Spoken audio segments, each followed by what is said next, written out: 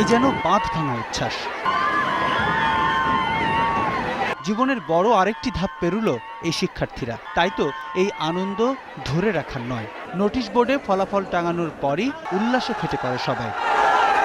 স্যারদের প্রচেষ্টার কারণে আছে আমরা এই অবস্থানে আসতে পারছি। এক্সেপ্ট করেছিলাম যে পাবো, সেটা পেয়ে গেছি। এখন বুঝাতে পারবো না যে কতটা ভালো লাগছে। 33,000-এর মধ্যে আসতে পেরেছি, এটাই বেশি। অনেক ভালো লাগতেছে, ভাষায় প্রকাশ করা যাচ্ছে না। সন্তানের ভালো ফলাফলে গর্বিত অভিভাবকরাও।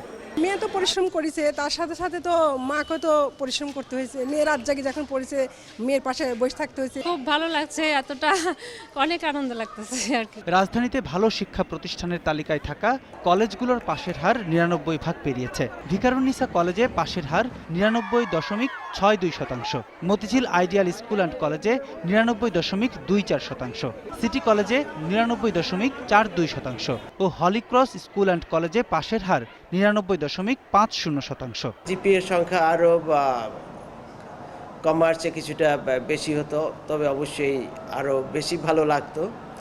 তারপরেও ছাত্রছাত্রীদের এই রেজাল্ট নিশ্চয়ই আমাদেরকে খুশি করে। স্বনামধন্য এসব কলেজগুলোই অর্জন করতে পারেনি শতভাগ পাশের হার। কমেছে জিপিএ 5 পাওয়া শিক্ষার্থীর সংখ্যাও। তবে ১৩৪ জন পরীক্ষা দিয়ে শতভাগ পাশ করেছে হামদর্দ পাবলিক কলেজ। সারা দেশে ৫৩২টি প্রতিষ্ঠান শতভাগ পাশের সাফল্য অর্জন করেছে। এবছর যে ফলাফলটা করেছে আমরা অত্যন্ত আনন্দিত। এর পেছনে আমাদের শিক্ষক মণ্ডলের অক্লান্ত পরিশ্রম। জীবনের গুরুত্বপূর্ণ সোপান কলেজের গণ্ডি পেরিয়ে উচ্চশিক্ষার অপেক্ষায় থাকা এসব শিক্ষার্থীর জন্য শুভকামনা জানিয়েছেন সবাই। প্রণব চক্রবর্তী, ২১শে টেলিভিশন, ঢাকা।